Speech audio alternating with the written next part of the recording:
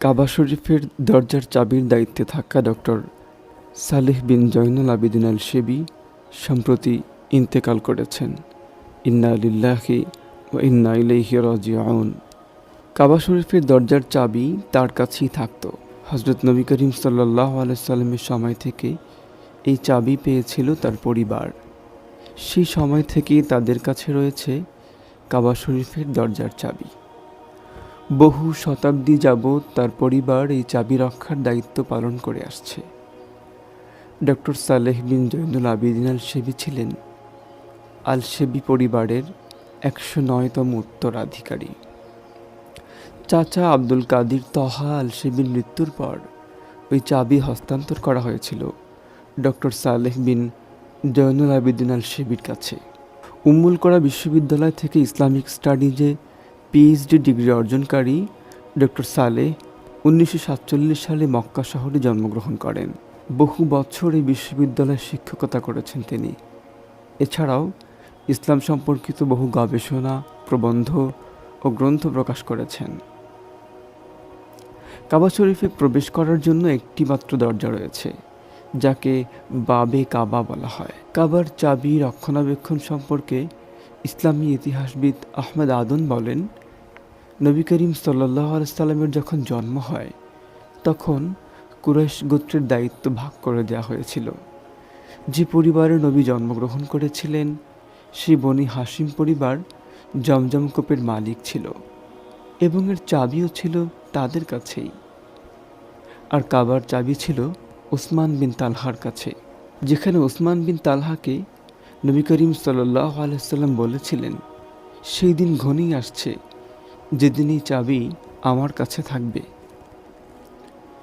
ইসলামের ইতিহাস অনুযায়ী মক্কা বিজয়ের পর চাবিটি কিছু সময়ের জন্য ওসমান বিন তালহার কাছ থেকে নিয়ে নেওয়া হয়েছিল, কিন্তু পরে আল্লাহর নির্দেশে তাকেই আবার ফিরিয়ে দেওয়া হয়। ইতিহাসবিদরা বলছেন, এই চাবি ওসমান বিন তালহাকে ফিরিয়ে দিয়েছিলেন ইসলামের নবী নিজে। সে সময় থেকে ওসমান বিন তালহার পরিবারে রয়েছে কাবার দরজার চাবি। প্রজন্মের পর প্রজন্ম ধরে এই চাবিকে সুরক্ষিত রেখেছেন তারা। উল্লেখ করা হয়, নবী করিম সাল্লাল্লাহু আলাইহি সাল্লামের চাবি ওসমান বিন তালহাকে দিয়ে বলেছিলেন, কাবার এই চাবি সর্বদা আপনার কাছে থাকবে এবং অন্যায়কারী ছাড়া কেউ আপনার কাছ থেকে চাবি নিতে পারবে না। সবশেষে ১৯৪২ সালের আগে কাবা শরীফের দরজা কে তৈরি করেছিলেন এবং কিভাবে তা নির্মাণ করা হয়েছিল সে বিষয়ে ইতিহাসে খুব একটা উল্লেখ পাওয়া যায় না। তবে ১৯৪২ সালে ইব্রাহিম বদর একটি রূপার দরজা তৈরি করেন। এরপর ১৯৭৯ সালে ইব্রাহিম বদরের ছেলে আহমদ বিন ইব্রাহিম বদর কাবার জন্য একটি সোনার দরজা নির্মাণ করেন। ৩০০ কেজি সোনা দিয়ে তৈরি দরজা। কাবার সাবেক পৃষ্ঠপোষক শেখ আব্দুল কাদিরের শাসনকালে শাহ আবদুল্লাহর নির্দেশে কাবার তালা বদলানো হয়। শাহ আবদুল্লাহর পক্ষ থেকে তৎকালীন প্রিন্স খালিদ ফয়সাল কাবা পরিষ্কার করার সময় নতুন তালা ও চাবি শেখ আব্দুল কাদিরের হাতে তুলে দেন। দীর্ঘদিন অসুস্থতার পর শেখ আব্দুল কাদিরের মৃত্যু হয়। এরপর doctor Saleh bin Zainul Abedin আল শেবি এই চাবি রক্ষণাবেক্ষণের দায়িত্ব নেন। ইতিহাস বলছে, এর আগেও অনেক শাসক বহুবার কাবার তালা ও চাবি বদলেছেন। ঐতিহ্যগতভাবে কাবার চাবি যে ব্যাগে রাখা হয় তার গায়ে কোরআনের আয়াত নকশা করা আছে।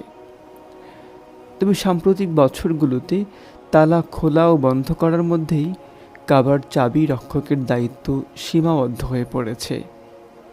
তবে সৌদি আরবে আসা রাজ অতিথিদের জন্য সৌদি আরবের বাদশার কার্যালয়, স্বরাষ্ট্র মন্ত্রণালয় বা আপৎকালীন পরিস্থিতি মোকাবেলার জন্য প্রস্তুত সৈন্যবাহিনীর চাবি ব্যবহার করে এই তালা খুলতে পারে।